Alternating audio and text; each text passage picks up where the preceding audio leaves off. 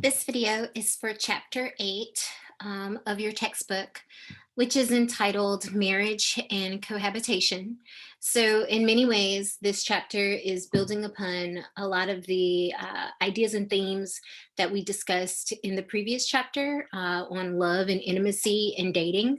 And in that chapter, it was noted that dating is kind of like the first step, in terms of scripts of family formation, right? Um, if you think about that old saying, first love, then comes marriage, then comes, somebody with the baby carriage.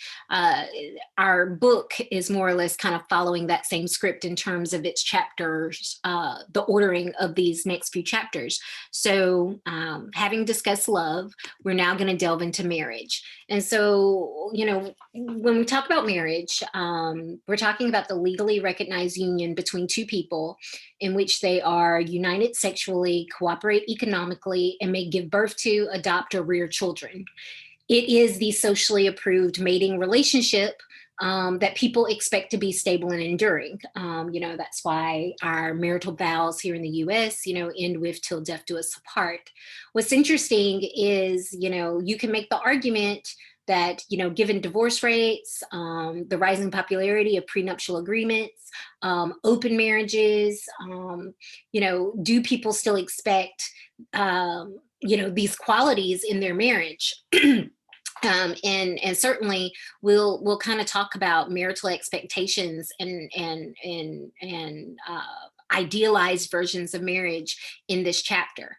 Now, of course, this chapter is primarily focused on modern marriage because previous chapters have already kind of addressed what marriage used to be. So, just a reminder from chapter 2 when we were talking about the concept of coverture, right? All the legal property a woman has kind of belonging to her husband, her being his property, which is why we oftentimes call those types of marriages patriarch or property marriage. The idea that the man was the true head of the household in terms of being the only adult individual in the household that had, legally recognized rights and responsibilities. And a woman, his wife, wasn't seen that much more differently than his child, at least in terms of legal rights. And then at some point, of course, that form of marriage kind of morphed into the companionate marriage, right? The idea that and this idea kind of became idealized, normative by the time we reached the 1950s, for sure. The idea that you are marrying a friend, that your marriage isn't just based on kind of rational, financial, based reasons, but that you were marrying someone who was supposed to be a friend or a companion, and that your marriage was going to be love based. And at that time, in that chapter, we did discuss, that part of the issues of that companionate marriage, and maybe part of what then contributed to, in the next few decades, that uptick in divorce is it's hard to have a marriage based on this idea of equality and companionship when society at that time was, of course, still very much stratified by gender. And so this chapter, the one that we are now about to discuss, goes a little bit more into what marriage is now. And so this chapter begins with a discussion of a same-sex couple, Kristen Steer and Sandra Perry, who, kind of talking about their kind of fight for the legal right to marry. And Cohen starts the chapter off with their kind of life story, or their story of their relationship, because he's making the point that marriage holds social value both as a symbolic status and a legal one, right? So it's not just about the relationship you feel you have with someone, but it's also how society itself legally recognizes and responds to your marriage. And we'll come back to that point at the end of the chapter. So the two questions the textbook asks ask us as readers to consider from the very beginning is, what does marriage mean in the United States today? And how does that differ from even the recent past? And then how does the growing practice of unmarried cohabitation alter the meaning of marriage, or how marriage is lived by couples? Because that is, of course, the other kind of topic of this chapter is cohabitation. So just kind of keep those two questions in mind as you work your way throughout the chapter. So the first kind of section of this chapter is entitled Diversity, Inequality, and Social Change. I don't have a lot to add here. These are kind of the primary themes in a lot of chapters that Cohen comes back to, right? How does this particular topic contribute to diversity? How does it contribute to inequality? And how does it contribute to social change? So in terms of diversity, he points out that the pathways to marriage are quite diverse in the US. Some people marry young, some people marry later, some people marry once, some people marry multiple times. Um, you know, uh, and some people marry after following a very traditional script. Some people marry after cohabiting for years. So there's a lot of diversity in how and why people get married. In terms of inequality, there's going to be a whole section when we talk about endogamy, and the idea that people marry people like themselves. And so going back to our chapter 4 on class, social class, this is part of how we have that class persistence, why we don't necessarily have as much mobility in our society as we say we do, because like marries like. So in this way, people pair up with people who largely share their same educational level and earning potential. And then add that to the fact that married couples are much less likely to be poor than single adults, particularly single parents. And this is at least something of a contributing factor to the gap that we see between like the upper middle class and like the lower classes. And then finally, social change. So the growth of individualism and the goals of individual fulfillment have weakened the ties of marriage, right? Because people are now, they leave marriages when they aren't happy. And that would have probably been unheard of like 100 years ago. And the law reflects this now, right? So the law treats people as individuals regardless of marital status, compared it to the past where families were kind of seen as a legal entity to themselves, where the man, head of household, was kind of seen as a representative of that entity, and the other individuals in the family like didn't have much legal rights.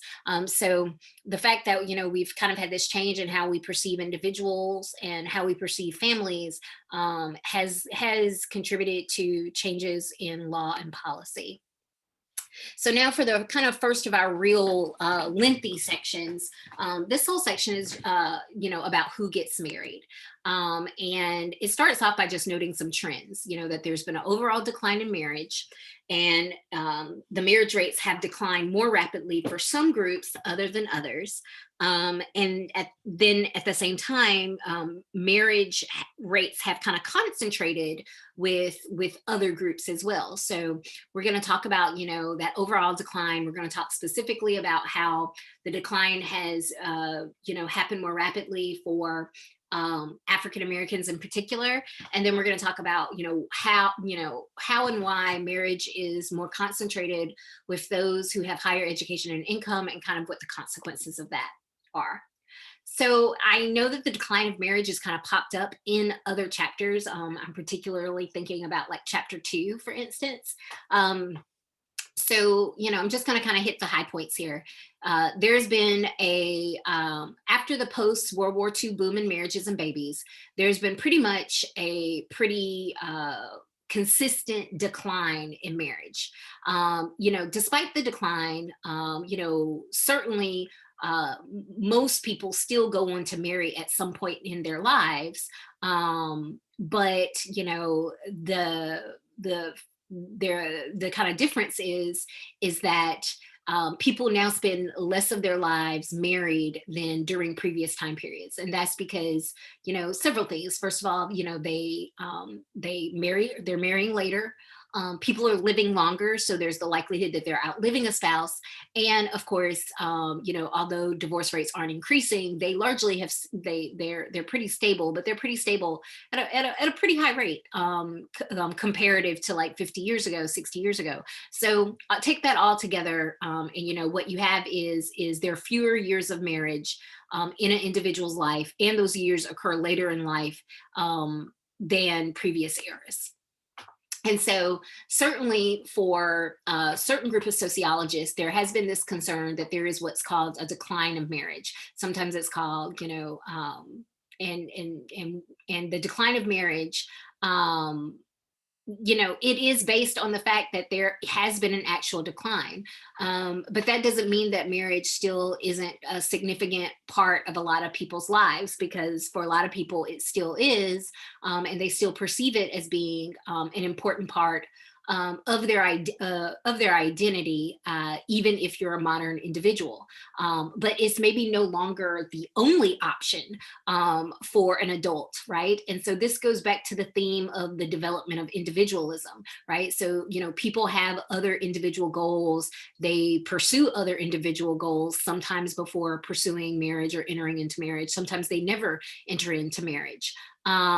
And certainly, there are some critics who kind of point to individualism as being one of the fundamental causes of the decline in marriage. And there are people that see that there is this tension between marriage and individualism, because part of what it means to be married, of course, is to put someone else's needs, if not above your own, at least equal to your own, to take into equal consideration their needs, to be responsible for the happiness and the well-being of someone that is not you.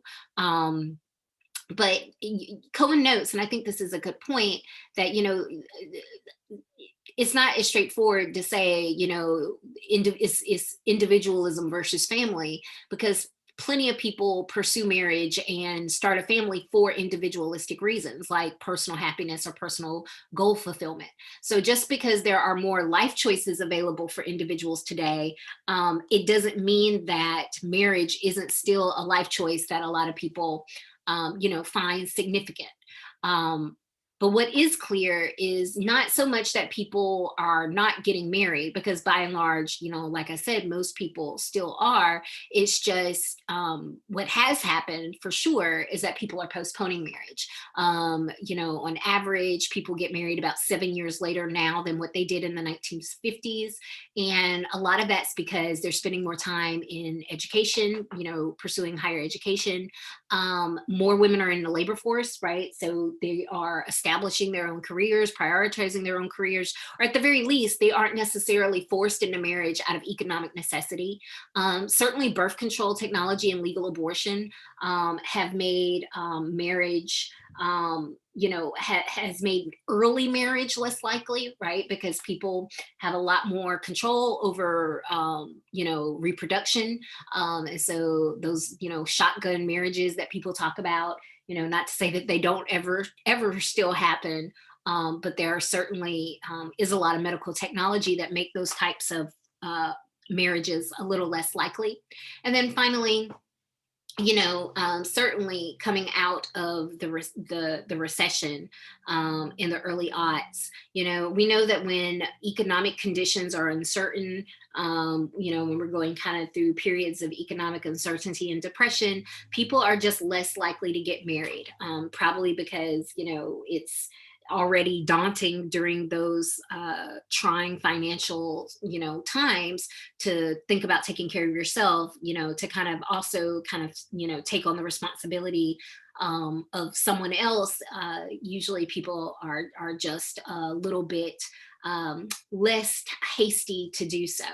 And so, two important consequences of this postponement, one of which is maybe more positive and one is which maybe a little more negative, is there's been a drop in overall childbearing, because if people are marrying later, biologically, even with medical technology, there is still a limit to, at what age in life are women able to, safely, let alone easily get pregnant and have a healthy birth. And so, you could say, no one, very few people out here are still wanting like really big families, because we've talked about the changing role of children in families. But, even if people did really want these big families, the fact that they're marrying, on average at 27, 28 for women versus, 20, 21, this is cutting into their childbearing years. And so there has been a resulting drop in overall childbearing in the United States. The maybe more positive consequences, people have more freedom in forming relationships, right? Because they spend more time dating and having relationships as adults, young adults, mid-age adults, versus in the past where you almost went from, being a teenager to, being a husband or a wife. And so certainly having the freedom to have these experiences, to date multiple people, to date different people, I think that can be seen in a more positive light. So when we start this discussion about who gets married, one of the points that your book raises is this argument, this cultural argument about individualism again. And so I've kind of already talked about, the fact that there are people who believe that our culture has become more individualistic. There's more focus on personal fulfillment and achieving, your own goals separately versus your goals together as a couple, as a married couple, as a unit. And Cohen does address this question: is it a growing devotion to self-interest that's causing a decline in marriage among young people? And he notes that the answer is not straightforward. There does seem to be a sizable percent of Americans who believe that the present institution of marriage is becoming obsolete. But that type of ambivalence is not the only reason for marriage decline. And there is another group of researchers that say people are postponing marriage, young people in particular, because they've idealized it too much, right? They're looking for think about the movies, a soulmate, and you complete me, and, you made my life whole. And when, you're looking for that versus, 100 years ago, you're looking for someone like, hey, you have a pretty, you have a pretty solid job, and or you look like you're going to be a good mother, and I think we can make a go of it. Those are two different bars there. That modern bar, looking for a soulmate, looking for completion, it is a very high bar in a way that, when before you were just looking for someone that's going to be a good breadwinner or someone that's going to be a good homemaker, that was a much lower bar. And so this idea, that marriage has become too idealized, has also led people to spend a lot of time looking for the perfect person, which has postponed people getting married as early. And then we'll come back to, the role of economic insecurity, financial insecurity, and how, especially for the poor and the working class, it results in making marriage less likely. So Cohen notes two major issues that need to be considered when contemplating economic factors in marriage. So one issue is the increasing economic independence. So this is once again that individualism argument. So particularly for women, the fact that they have jobs and that they can work, they can afford, their own homes and cars. And we can certainly see things like single women's home ownership rates going up. If people can achieve those types of goals on their own, it does, mean that they don't have to marry someone to achieve those types of goals. So it kind of, once again, puts marriage more into a want and less of a need type of column. And then, like, on a more just kind of macro sociological level, we know that when there is economic insecurity, whether it's, on an individual level or on a societal level, this discourages the actual practice of marriage. People are just less likely, and that's just been shown just looking at marital rates and comparing them to how the economy is doing. People are less likely to marry when the economy is not doing well. And for people who have lower incomes, marriage can just be seen as economic burden or unreasonable commitment that they are nervous to commit to if financially they aren't doing as well as they would like. So for people who are economically independent, you know, they don't have as much economic need to marry. But at the same time, they are also some of the people who are most sought after for marriage, and they have more choices in the marriage market, which does result in them being more likely to marry than people with lower incomes, right? So it's always the people who, you know, maybe need it the least that, you know, have the most opportunities or the most chances. And so that's what we have here. You know, that even though people with higher education, people with higher incomes do not need marriage because they are economically independent, even as single people, they also fare better in the marriage market, and they wind up having higher marital rates than people who are what Cohen calls economically insecure. And that's, you know, and he talks about the fact that, you know, for people who are poorer, sometimes marriage seems like more of a commitment that is more burden than benefit. And that's, you know, and that's debatable, because there's certainly evidence that suggests that, you know, married people, you know, save money, they receive incentives, you know, from various social institutions, which we'll talk about later in this lecture.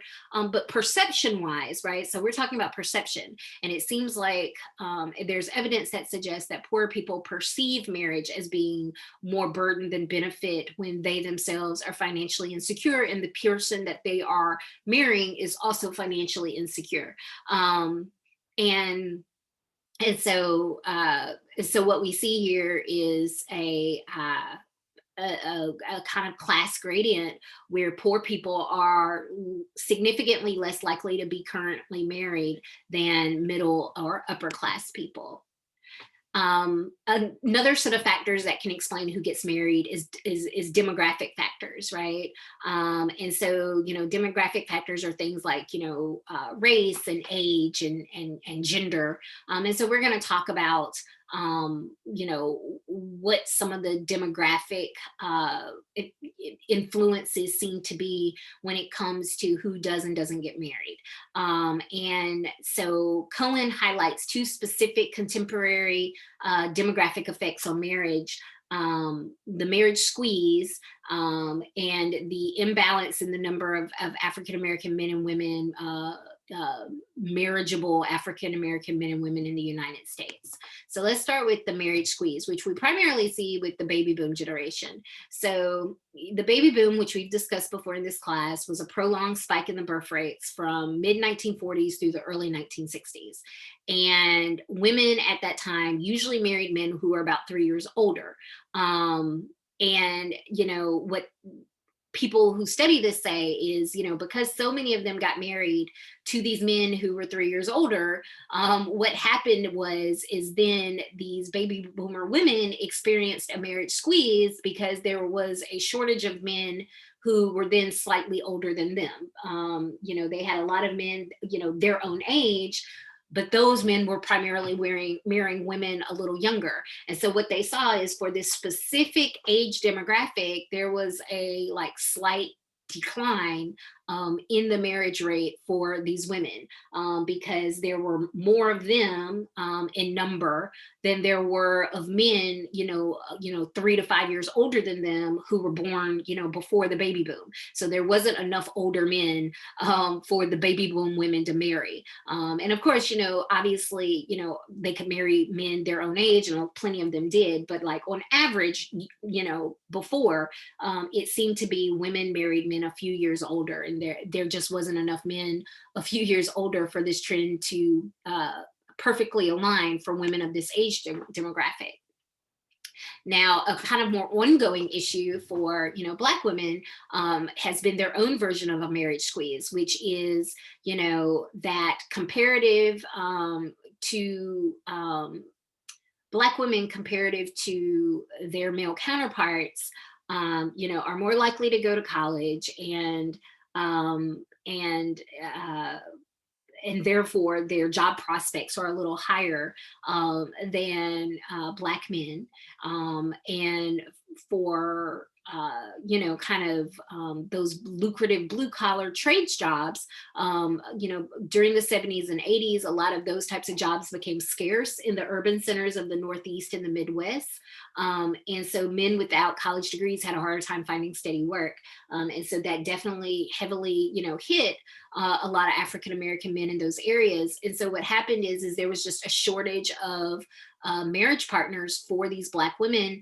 And then add in the high rates of incarceration among urban Black men in their young adult years. And this is particularly true during like the 80s and the 90s, when the war on drug efforts really, ratcheted up. It's not that they were locked up forever. It's just, when you leave jail, your economic prospects have been greatly hindered. And so, this contributed to there being less marriageable partners. And so you have to keep that in mind when you're looking at the marriage rates, when you're comparing across racial ethnic groups. And your textbook notes that marriage has become less common and more fragile, meaning more likely to end in divorce for all racial ethnic groups since the 1950s, right? So no one is, marrying at the same rate and staying married at the same rate as they would have been, 70 years ago. But you can kind of see that there are these clear racial differences. And then particularly, comparing African Americans to whites and Asians, their marriage rate is almost half that of those groups. And, this reflects not just these demographic differences, of course, also reflect cultural and economic factors as well. And so we've talked about some of the economic factors, employment issues, especially with high incarceration rates, how that kind of dampens employability in the future. But your book also makes the interesting point about culture, which is, African Americans are more committed than whites, according to survey research, to this idea of both men and women being good providers to be ready for marriage. So there is even more of this kind of focus on, you as an individual need to have met these goals, or, to have met these benchmarks in order to be a good marriage partner. And so this higher economic standard results in more African Americans delaying marriage. And then the fact that there isn't like the fact that there is this imbalance for heterosexual couples, where there are more eligible African American women using those kind of benchmarks of being a good provider, being ready for marriage. So there are more African American women that meet that standard than there are African American men, which results in some African Americans pretty much foregoing marriage. Particularly if you think back to what we've discussed and what we will discuss even more in this chapter about some racial ethnic groups are more or less likely to date and marry outside of their race. So all of that is issues that Cohen addresses in regards to the marriage squeeze for particular groups. Now, who's more likely to get married, or what is another kind of demographic factor that we can kind of look to explain who gets married? And that's education. So in the past, there was a tendency for individuals with more education to marry later than individuals with less education. And now it's not just that they marry later, because people with more education and less education are both marrying later in life.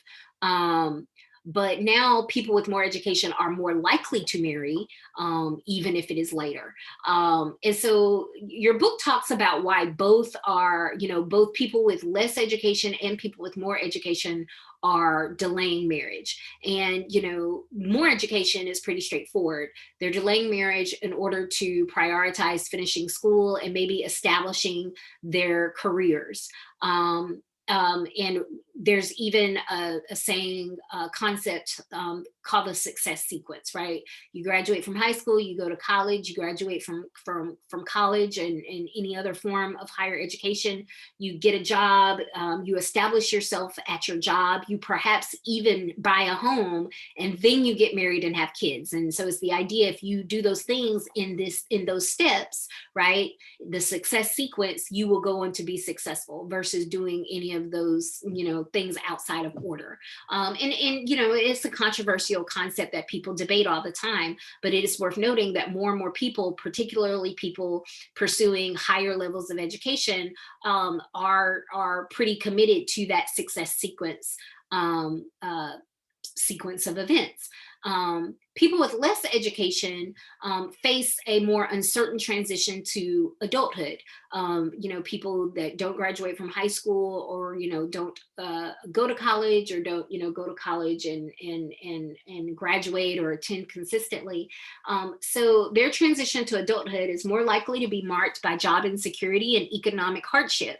So we've already talked about, with that economic hardship, why, first of all, it makes marriage less desirable, but then it also makes their marriage prospects bleaker, because that economic hardship and financial insecurity makes you a less optimal marital partner for a lot of people. And so the consequences of this, like I said, people that delay marriage in order to go to school and establish a career are following that success sequence, and they do go on to be more likely to have higher income, and it makes them more desirable to future partners who are similar to them. And so, they are more likely to marry and then have a household with a high income. Well, people who have less education, they find themselves, with more limited marital prospects, and prospects largely within their same, economic, socioeconomic status. And so it's that growth of the double income married couple, combined with the lower levels of marriage among the poor, that's really increasing the income gap between rich and poor families. And so this is why, things that seem like very personal, like individualistic types of events in people's lives, like getting married, as sociologists, we can kind of look at them as patterns and see how they contribute to larger social features like social inequality. So, why do people get married? It's certainly, no one's probably out there necessarily saying, hey, I'm going to get married after I've accomplished all these things because I want to, be part of the upper middle class and contribute to societal financial stability in that way. Like, that's not necessarily one of the things that people as individuals say about their marriage. The things that people indicate that are why they get married, we can split them into more positive and more negative reasons. The more positive reasons are the ones that we often hear most about, and people are most likely to give, love, desire for companionship, personal fulfillment, because they want continuity and stability in their lives. More negative reasons, I got married because social legitimacy, this is what was expected of me. Social pressure, family pressure, economic security. Once again, 100 years ago, that would have been a perfectly fine reason for women in particular to say that they're getting married. But, we've now have a more negative connotation with that, because, the expectation in our individualistic culture is that you as an individual should be responsible for your own economic security. You should not be using marriage as the sole way to establish that. And then finally, rebellion or revenge, right? You marry your high school boyfriend because your parents hated him so much, right? Or you marry your next girlfriend to get back at the previous girlfriend who dumped you and broke your heart. So that positive negative reasons is one way we can think of it. As sociologists, a point that we like to come back to is that because contemporary marriage has experienced what is called deinstitutionalization of marriage, which basically is the fact that marriage as an institution is no longer really central or necessary in an individual's life the way that it used to be, right? It used to be with things like marriage bans, with the fact that women could not, rent or own property in their own names, the fact that for women your financial the likelihood of you being able to be financially stable or well off on your own was just so limited, and all of these rules were upheld by multiple social institutions. They were upheld by the government. They were upheld by, financial institutions. They were upheld by, educational systems. That meant that marriage was less of a choice, particularly for women. It was really like the only option. But as we have achieved more gender equality in society, marriage has become more of an option than a necessary tradition. And now, individuals no longer need to or are required to get married in order to have economic security, in order to enjoy social standing in most social circles, and even to have children, right? There are ways in which you can have a child on your own. Certainly, like there are a lot of pathways to single parenthood, and single parents are not nearly as stigmatized. I won't say that they're stigma free, but they aren't nearly as stigmatized as what they once were. So marriage has been deinstitutionalized, but yet many people still choose marriage as an option. Most people do still go on to marry, and most people, even the people who don't marry, a lot of them indicate that they would have wanted to marry. So why is marriage still such a desirable option if it isn't institutionalized? And so Cohen identifies three sociological reasons why people marry: incentives, social pressure, and imitation. So for incentives, there are a variety of rewards for getting married, and there are also some penalties for not getting married. And so you want to think about like state and federal governments, how they provide rights and benefits to married couples, things related to parental rights, things related to social protection, certainly things related to tax breaks and tax write-offs. Then their labor market can provide incentives, insurance benefits. So married people, particularly married men, usually enjoy, lower insurance premiums. And there are sometimes employer perks where even today, that particularly married men can sometimes, be offered a higher salary than single men or single women. There are, mortgage loan rates often lower for a married couple than a single person. So, there are these incentives to getting married. Then there's social pressure. Um, so people are often encouraged to get married by families, peers, the media.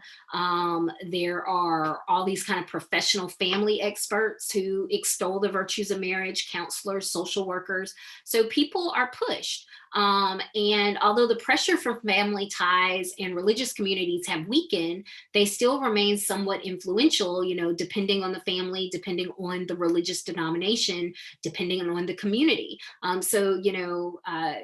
mean, a lot of people are in communities and settings where they're basically living, the words of the Beyonce song. If you liked it, you should have put a ring on it. They get a lot of questions about like, when are you going to marry her? When is he going to pop the question?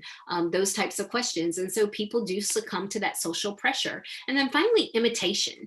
Many individuals are just overwhelmed by the number of life choices available in modern society, and they rely on what they see around them. And most people do still marry. Marriage is, as your book notes, highly visible in our culture and symbolic. It has not gone away just because it's been deinstitutionalized. And so it remains a strong desire and choice for many modern individuals. And we pick up messages about like wanting to be married and wanting to have, a wedding, and, from all types of people around us. And sometimes it's not even so much overt social pressure as much as it just has been socialization, into the idea that marriage is important and significant.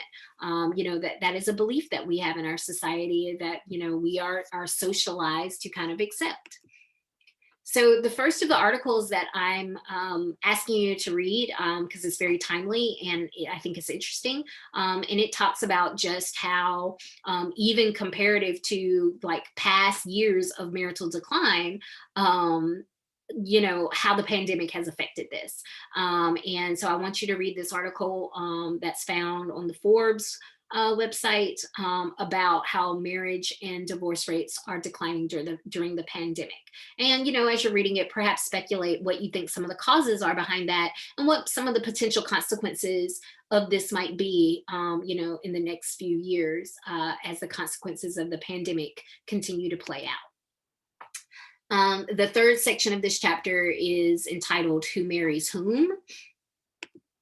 And so it introduces the concept of the marriage market and the social space in which people search for potential marriage markets. So this is not an actual market, right?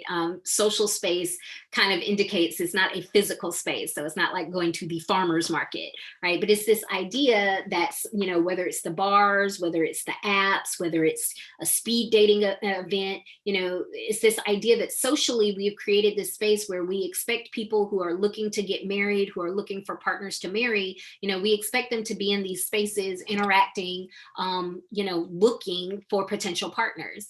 And this marketplace concept was actually advanced by an economist, Gary Becker. And in order to kind of make this concept work, first of all, marriage has to be voluntary, right? It can't be forced or coerced or anything like that, arranged. And then there has to be a competition, right? Because that's the other thing about a market. Because if this was a farmer's market, of course, you would be looking to see, which stall has, I don't know, the best apples. If there was only one stall that ever sold apples, then it wouldn't be much of a competition. So it's the same idea here, is that, it's voluntary and that there's a competition. And so based upon this marketplace concept, this is where a lot of the stereotypes that people, that people have about, who fares well in the marriage market, this is where a lot of those stereotypes come up, and your book addresses some of them. They address the fact that, rich men marry women who are beautiful, but they have fewer resources. And that's because they are basing their wives based on the potential, their potential as mothers, or really just them being someone pretty to look at. But women choose men based on their potential as providers. So the idea that looks don't matter as much when it comes to women looking for a marriage partner versus men looking for a marriage partner. Members of lower status groups marry members of higher status groups when those of higher status have less money or education. And so for that one, it's just this idea that, we see perhaps more intermingling among, racial ethnic groups in the, working class, working poor classes than we do, in the upper middle class, upper classes. Although, leaving celebrity and athletes, of course, out of that mix, because that kind of disrupts that stereotype. And so individuals use their own personal traits as assets to exchange with potential marriage partners who have other assets of value to exchange, right? Because all of that just goes along with, that marketplace ideology. Now, there are plenty of people that hate this kind of concept, Becker's concept of the marriage market. And they say, people make marriage decisions that are, bad. So, it's hard to assume that marriage choices are rational, that sometimes people have desires that may be in conflict, right? Where they may or may not be sexually attracted to someone, and that person may or may not have the economic potential they're looking for. And then there are people that honestly just push back at this whole idea of market because, they say that, consciously it might, this idea that we can consciously choose from all these alternatives is ignoring the fact that people don't necessarily have as many choices shopping for a spouse as they do when shopping for a market product, right? That certainly becomes true if if you add feeling and sentimentality to it, right? The marketplace concept doesn't really address that whole concept of a love and intimacy that we literally just discussed in the preceding chapter. And so that's another kind of big critique of the concept. Now, certainly some people have less choices in the marketplace because of endogamy. Which has come up when we talked about dating. It's come up when we talked about race. So at this point, I feel like I have probably talked about it enough that I don't need to additionally talk about it. Just kind of point you to the fact that, obviously in marriage markets, the fact that there are boundaries about who some people are willing to consider as a marital partner and who they're not willing to consider, and then the fact that even if people don't have hard boundaries, they at the very least maybe just have preferences, and that those preferences are kind of shaped by socialization and social expectations of what is acceptable and what is desirable in a future partner. You take both of those things together, and that's why looking for a mate in the marriage market is not the same thing as looking for carrots, across multiple grocery stores. And so, the fact is people, the concept of like marrying like has just been prevalent in the United States, in modern times, and especially in terms of race and ethnicity, it's more the rule than the exception. And we've talked about this when we've talked about interracial marriage and interracial dating in previous chapters.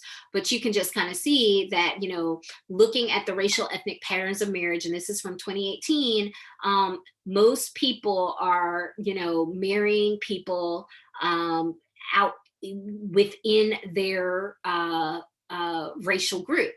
The only group that even maybe, sizably, can marry, is marrying outside of their group, are American Indians, and of course that's just kind of this data, of course, is based on how people identify on census data, and so that's kind of problematic because not everyone is necessarily what we would consider to be like a registered member of a tribe. So it isn't the most precise racial measurement. So the fact that they therefore then have such high interracial marriage rates is maybe a little bit harder to interpret.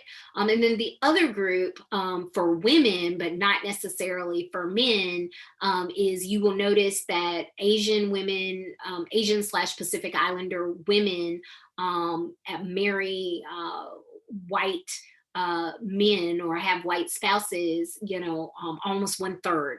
And so although 2/3 of them, of course, are marrying other Asian Pacific Islanders, the fact that 1/3 of them are marrying outside of their race, this is kind of the largest kind of interracial marriage pattern that we even see. And we've already talked about the fact that marriage seems to be concentrated among educational levels, and so it's especially true with people of higher educational levels. They are most likely to marry someone that has the same level of education. They call it educational matching, and your book notes that it kind of reflects this modern ideal of marriage as a companionship of equals with compatible tastes, who have their own kind of individual goals that they are pursuing, at the same time as they are being part of this unit. And so if that's kind of your ideal marriage, then that explains why people who are highly educated are largely marrying other people with similar levels of education. And then, although your book notes that there has been a pronounced decline in religious endogamy, it is still popular today, where people, interreligious marriages are less likely than marrying someone who shares your religion. And so they note, Christians are married to other Christians, and 2/3 of Jews are married to other Jews, and 80% of Muslims are married to other Muslims. And you have that little video that was shared, right, about how for some of these groups, there is this pressure, to marry someone that shares your religion, because it's seen as being a kind of necessary component the religious faith remaining strong and not dying out in future generations. So now we're going to kind of switch tacks a little bit. We're going to talk about cohabitation, which is living together as a sexual or romantic couple without being married. Oftentimes cohabiting couples have a strong commitment to their relationship, but it's informal in the sense that, it's not legalized. It's not, they have not gone through that legal process of being married. They may or may not be engaged to be married. They may or may not have children. They may or may not even be sexually exclusive. So it's not always a clearly defined status. Most Americans will experience cohabitation at some point in their lives, like talking about like contemporary, society. But it occurs at different ages, under many different circumstances, and for different lengths of time. On average, it's not a long-lasting relationship. And so, your book gives you some charts kind of looking at, who has ever cohabited. And you can kind of see that there does seem to be a small trend with people who have less than high school being a little bit more likely to cohabit than people who like have some college or a bachelor's degree. But you can see that among all three groups, comparing them across time, 1987 to 2002 to 2015, 2017, the cohabitation rates have increased for all groups. And so part of our kind of difficulty about talking about cohabitation rates in the past at the population level is we haven't necessarily always collected the best data on this. Now, the most recent census has kind of expanded its definition and the data that it collects in order to allow us to kind of be able to determine, is this a cohabiting couple? But before that, previous censuses, they used this acronym POSILQ, person of opposite sex sharing living quarters, to kind of distinguish that this household was different than just a roommate situation, but also different than a family situation. Now, obviously, hopefully one thing that should jump out to you right away is that, this statistic is clearly overlooking, any cohabiting same-sex relationships. And this is part of why we don't, like I said, have really great population level data about cohabitation. So a lot of what we know is from more targeted, more focused, sample surveys. But based on that data, we know that there's different types of cohabitation, right? As your book notes, people cohabit for different reasons and with different motivations. Probably the most casual of the cohabitation is the cohabitation that's called co-residential cohabitation. Cohen doesn't really even talk about this one. This is the type of cohabitation where you're dating, but probably not very seriously. And, you move in together, less out of any real like long-term dedication and commitment, but more like out of financial necessity or, save some money. The thing about co-residential cohabitation is it is more likely to occur among younger people. And because it doesn't necessarily reflect a serious commitment, people who engage in co-residential cohabitation are likely to have engaged in it or will engage in it multiple times. So this is the type of cohabitation that can result in what's called serial cohabitation, right? Maybe you're just that person who pretty much always winds up living with your partner for 3 to 6 months, right? Like basically anyone that you date, even somewhat seriously, you wind up just kind of sharing space with them, but it's never necessarily serious, which means what it's not necessarily is what's called precursor to marriage cohabitation, what Cohen calls before marriage. And so this is people who plan on getting married, like they might even already be engaged. And so they are living together for logistical reasons or financial reasons, but they are planning for, marriage to be the next step. This is just kind of in between step. Trial marriage is a type of cohabitation that Cohen doesn't really discuss, probably because it is somewhere in between the co-residential and the precursor to marriage.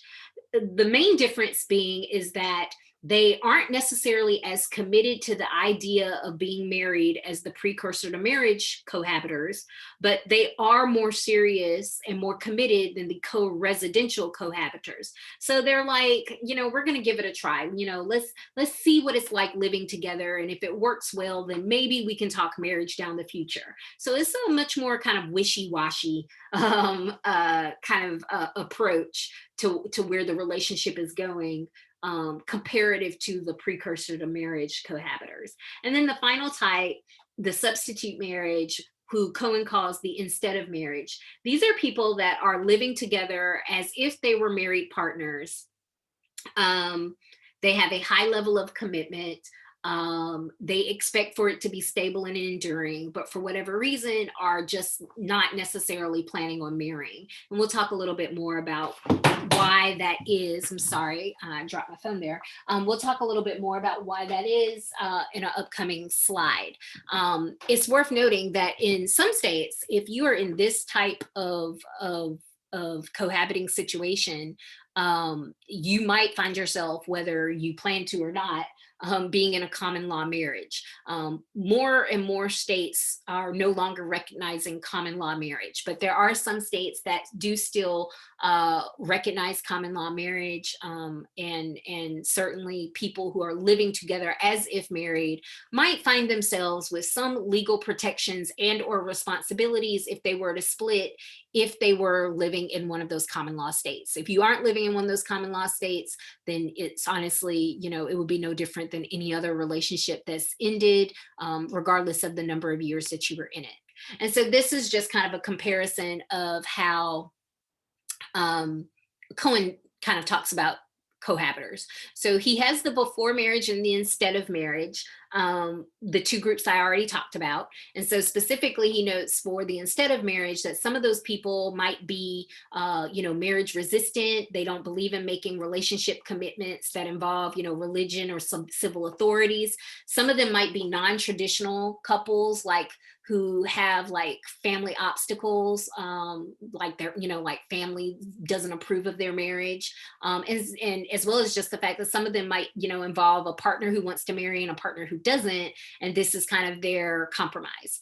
A type that Cohen talks about that wasn't on my previous slide is a group that he calls after marriage. And so this is for older people primarily who have divorced or become widowed, and cohabitation after marriage provides a path to a new family life.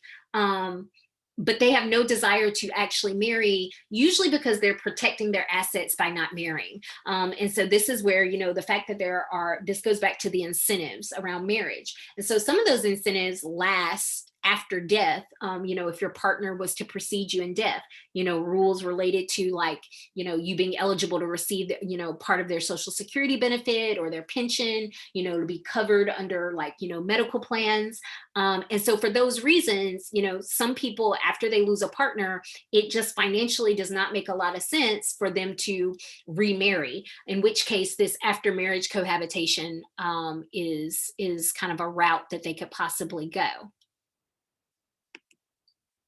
And so this just kind of gives you a sense of, for the people who cohabit, have they been never married? Are they divorced, separated, and are they widowed? And you can just kind of see that specifically for a lot of the older people who are cohabiting, most of them are people who have been married before.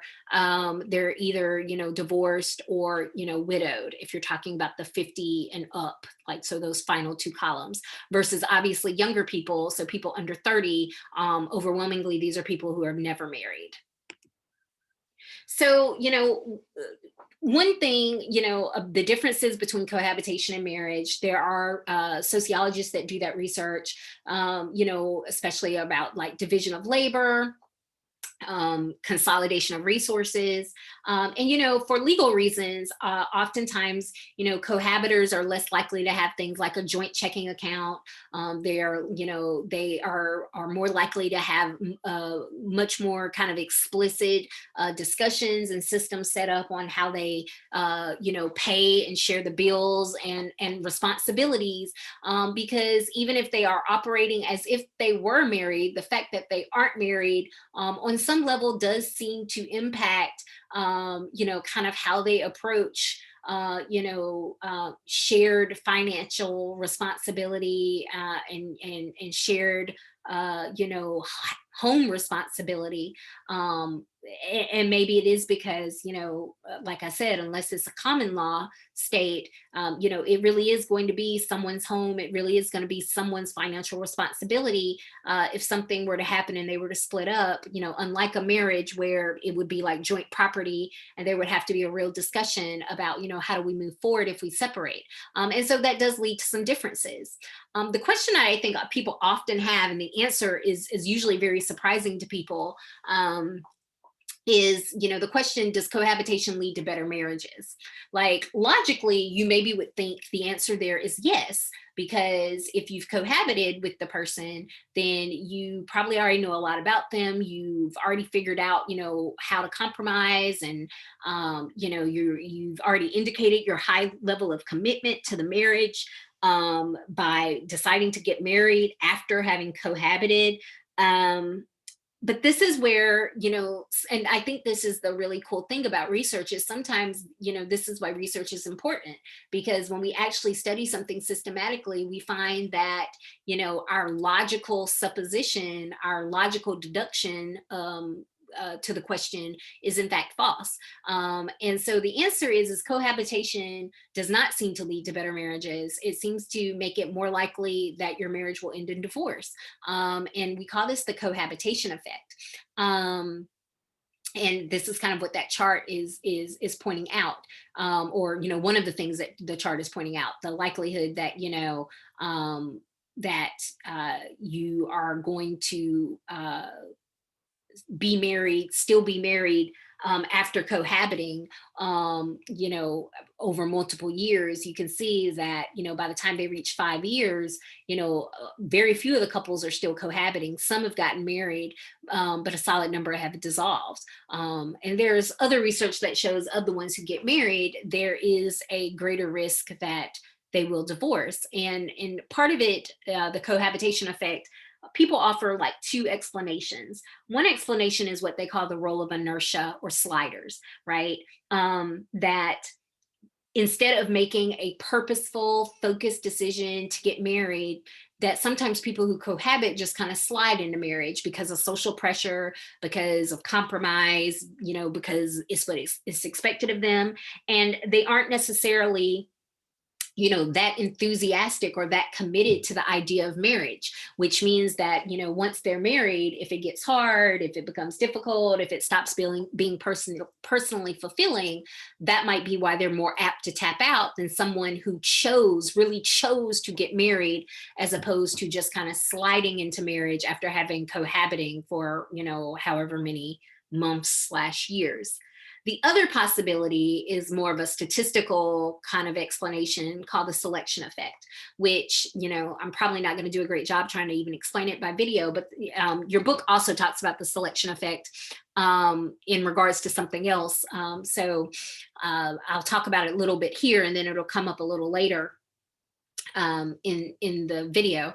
So the selection effect is basically that the same people who would be unlikely to cohabit are also some of the same people who would be unlikely to get a divorce. So it's more like, and vice versa, meaning the same people who are most open to the idea of divorcing are probably some of the same people who are most open to the idea of cohabiting, right? So it's not so much that cohabitation made them more likely to get a divorce, but it's more like who they are. And probably in this case, it probably has a lot to do with religious beliefs. So if you aren't very religious, you probably are more apt to cohabit, but you also are probably going to be more apt to consider a divorce if the marriage isn't working out. Versus if you are very religious, you probably are less likely to cohabit, and you would also be less likely to get a divorce. Cohabitation was Cohen's trend to watch, because he is just kind of interested in what does this increase in cohabitation mean for the future of family life? Is it going to lead to a gradual erosion of long-term committed relationships? Is it going to maybe replace marriage, representing a new system of commitment? And of course, because marriage is still so significant, so symbolic, so normative, obviously this would not happen overnight, but I think that's the thing about trends to watch, right? They all had to start somewhere, and they probably did not initially seem like much of a trend at the time they were first noted. So the fact that about 13% of couples that live together are not married, probably doesn't seem like much of a trend, unless of course you consider, 50 years ago, it was probably a third of that. And so for that reason, this is Cohen's Trends to Watch. Um, the next section is on the benefits of marriage. And, you know, there are three kind of benefits that I'm going to discuss here: happiness, wealth, and health. Happiness will be the one that we spend the most time on because it's the one that your book spends the most time on. And your book notes that there are two kinds of studies of marriage and happiness. There's studies that kind of deal with the question, are people in happy, emotionally healthy marriages? And then the second question and the second type of study is, are married people emotionally happy in general? I have dogs barking. Okay, I took a pause there to yell at my dogs. So the second type of study, second type of question, are married people emotionally happy in general? So in regards to the first question, we've collected data, sociologists have collected data about marriage and happiness. And this is just an example of like one of those types of studies where, taking all things together, how would you describe your marriage? Very happy, pretty happy, or not too happy? You can see that, about 2/3 of people say that their marriages are very happy. And your book does note that this tendency of married individuals to describe their marriage as very happy has been relatively stable since the 1970s. There are two kind of important patterns that have also emerged. People who self-identify as white describe their marriages as happier than other groups, and men, regardless of race, are more apt to describe their marriages as happier, more so than women. And this gender difference does kind of reinforce the perspective that marriage has become more beneficial for men than it is for women, like on like a kind of a personal, kind of fulfillment level. And we'll come back to that idea in a little bit more detail in upcoming slides. There are not many comparable studies of gay and lesbian couples, but the studies that have been done indicate that a lot of gay and lesbian couples, married couples, indicate happiness that is largely in keeping with the same level of happiness that we see in heterosexual couples. And so there is enough research to say that on average, married people are happier than those who are not married. And that's, one argument as to why is, companionship and being in a supportive relationship. We know that those are things that increase the average happiness of everyone. And so a married person in a happy marriage has someone like that in their life on a consistent basis. Thus, given, that kind of would explain, their greater level of happiness. Although there are some that also just wonder if this is a bit of a selection effect. And so we talked about selection effect in regards to cohabitation. How are we using it here? Well, what it means here is maybe happier people were more attractive as marriage partners and better at developing relationships, and thus they were more likely to get married. So the fact that they are now happier in marriage than people who aren't married just reflects the fact that they are happier people in general. So another kind of selection effect scenario going on here. Another benefit that comes up with being marriage is wealth, financial, just stability comparatively to single people. So one thing that we can say is we've already discussed people with higher incomes are more likely to get married. But married people have more income and property and education than unmarried people. Once again, part of this is that selection effect, because people with more income, property, and education are more likely to marry. But then some of this also, especially for working class or middle class people, it also kind of becomes, if you are in the middle of the income spectrum and you partner with someone who's also in the middle of the income spectrum, instead of you having two separate households, with two separate sets of bills and financial responsibilities kind of eating away at your middle income, you now together, jointly, perhaps have upper middle income, and you only have one set of bills and financial responsibilities, giving you maybe a little bit more extra, right? And certainly, there have been studies and reports that show that in terms of spending, single people oftentimes spend a lot. It's not just that they have less money coming in, but they also have more money going out. Because as being a single person, your social life is more external, outside of the home than inside of the home. So you spend more money on things like travel. You spend more money on things like dining out. You spend more money on entertainment. You spend more money on clothing and shoes and personal care. And so in this way, you can kind of think it isn't just a selection effect, and it isn't just kind of the logical, like, of course, two incomes are better than one, but also the fact, what do married people save money on by being married?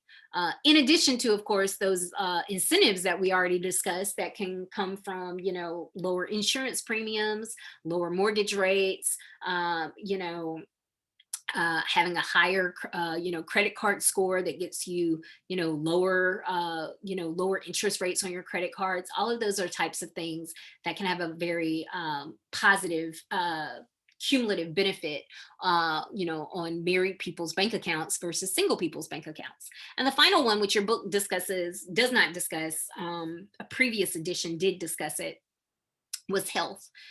One thing the research is pretty clear on is that married men are healthier than single men. They're less likely to develop certain cancers and certain chronic illnesses. They are less likely to die in accidents or violent deaths. And so, certainly there are studies that suggest that being married, that decrease in death risk for married men gives them anywhere from an extra 8 to 17 years. So it's like, hey, do you want to live longer? Get married. And we can think about this for a variety of reasons. It makes them, marriage has the effect of making men more responsible and less likely to engage in risky behaviors. Being married, women oftentimes have better behavioral risk management, right? They're more likely to take care of themselves. They're more likely to go to a doctor. So getting married kind of passes, to a woman, kind of passes along some of those same benefits to her spouse, right? She's more apt to make sure that he has regular checkups, takes, medicine as prescribed, is more likely to eat a vegetable and drink more water. So, marriage makes men healthier. For women, not so much. There isn't a dramatic uh, difference in health risk or in terms of death risk between married women and single women. If anything, single women on average seem to live a little bit longer. And this might also, once again, go back to, this might be why, married men are more apt to say that their marriage is very happy than even their wives do. Of course, and we'll talk about this more in later chapters of this textbook, but it probably has a lot to do with the division of labor in the household, all of the additional responsibilities that married women have as wives and mothers comparative to husbands and fathers in today's society. It makes them more stressed, not less stressed, comparative to their single counterparts. And so that health benefit of being married just isn't the same for women as it is for men. And so all these benefits of marriage, whether you're talking about happiness, whether you're talking about finances, whether you're talking about health, the textbook points out three kind of main sources behind these benefits. One is behavioral change and responsibility. Many individuals view marriage as a responsibility, an adult responsibility, and it causes them to be more cautious and careful, with their habits, with their spending habits, with their risk behaviors, going to the doctor. Cooperation. Spouses can share and pool resources and participate in a family division of labor. And this is a more productive and efficient way of living. And so certainly, like I said, like in regards to like finances, that the cooperation is probably like the primary source behind that being a benefit. And then finally, social status. Although this is less tangible than the other benefits, it remains an important reward for marriage for many individuals, right? You get social approval for having an adult mating relationship that kind of meets the standards and expectation of larger society. And your book kind of talks about this in regards to like traditionally, a lot of workplaces have unofficially offered what's called a fatherhood premium, paying men who have families a little bit more than their female counterparts or even their single male counterparts. But despite all the great things that we say about motherhood and how important it is to be a mother, the opposite is actually true of women. So that the social status of being a mother, it is not necessarily rewarded in the workplace. So in regards to this happiness and marriage, I want you to read this article from the Washington Post. Married people have happier, healthier relationships than unmarried couples who live together, because specifically they are comparing marriage to cohabitation, which I thought was just a kind of interesting way to compare both of the primary topics of this chapter. The final section is the politics of marriage. So one kind of political issue that they talk about in regards to marriage is marriage promotion policies that were part of the policy package around changing the welfare system from AFDC, Assistance to Families with Dependent Children, to TANF, Temporary Assistance to Needy Families. This happened in 1996 under President Clinton. And, they were trying to provide assistance to poor families, but they also wanted to encourage the formation and maintenance of two-parent families. Because one criticism of AFDC was that the government had become these women's, husbands slash baby daddies, and they were like, the women are financially dependent on the government, when really what they should be is financially dependent on a man. They didn't really say that, but they kind of did, because the opening passage of the legislation declared marriage is the foundation of a successful society. So it pretty much forced poor mothers to choose between getting a job and getting married, because what they basically, TANF basically said, regardless of how many children you have, regardless of how poor you are, we're only going to give you cash assistance for a specific, period of time. And they left it up to the individual states to decide how long the time clock could be, but no time clock could exceed 5 years, even in the most liberal state. So it was like, at the end of the 5 years, you're not going to get any more money from the government for your children. So, during this time, you should have either have gotten a job or gotten married. And if that sounds almost silly to you, it's like, why did they even, bother, the getting married part? Why not just focus on, making sure these women had education and a job? Who knows? What we can say is that millions of dollars of TANF funds were distributed to state agencies, and they were used for things like marriage and relationship training, as a way to prepare them not just to be in the labor market, but to be in the marriage market as a way out of poverty. Obviously, there were a lot of criticisms around this. People said that, the government was using money to encourage people to stay in abusive or unhealthy relationships. They were skeptical that the decline in marriages among the poor could be reversed simply by teaching individual behavior changes to people. It's like, it's not just because they don't have good conflict resolution, why they aren't getting married. Like, it's more than that. and ultimately looking back on it, collecting data and looking back at that data, retrospectively, research shows that federal government's promotion of marriage was largely just not effective. So I want you to read, oftentimes I choose more recent articles, but because I really want you to understand, kind of the discussion that was kind of going on around these marriage promotion policies, I want you to read this report from the Brookings Institute entitled Fragile Families, Welfare Reform and Marriage, because they provide more detail about some of those criticisms of the marriage promotion policies, and they offer some competing policies that the government largely did not take them up on.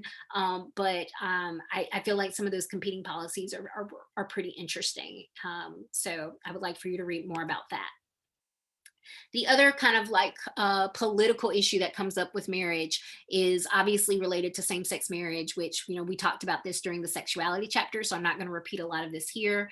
In 1996, Congress passed DOMA, Defense of Marriage Act, which defined marriage as being between a man and a woman. A lot of states explicitly banned same-sex marriages through policies.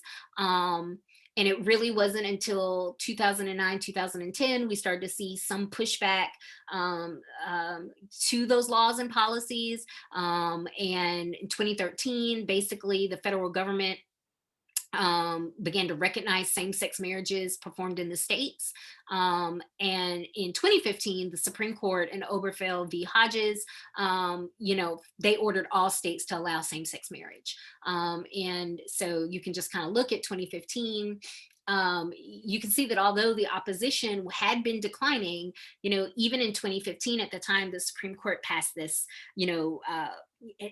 decided this case, about 40% of the country was still in opposition. And so since then, the 4 years after that, the case, you can see that it's dropped another 10%. And I made this point, actually, I think I made this point in a totally different class, so let me make it here.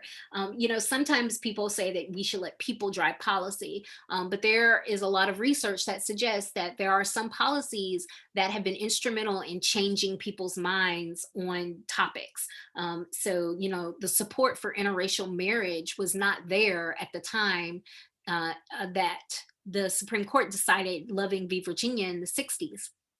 Support for interracial marriage has obviously increased since that case was decided, and we see something very similar with same-sex marriage. Yes, there had been already dramatic shifts in tolerance, but by allowing people to marry people regardless of their sex, we have seen that shift in tolerance increase even more rapidly. And so, Cohen's final thoughts go back to how the chapter opened, addressing that marriage is both symbolic and legal. And I think this is just a great quote, and it's what I'm going to end this chapter lecture video with. However, despite legal acceptance, conflicts remain, and there is still discrimination against same-sex couples. That brings us back to the symbolic importance of marriage with which we open this chapter. Those who believe that marriage rights should be extended to gay and lesbian couples stress both the practicalities of inheritance, pensions, and taxes on the one hand, and the priceless value of social acceptability on the other. The recognition of their relationship, either by the government or by their peers, is an important benefit of marriage. It is just that taken for granted nature of marriage that has come under scrutiny in recent years. So I think this is just a great way to say that, marriage is both. It is both a legal term and signifier, but then it is also this one that has great personal and social significance.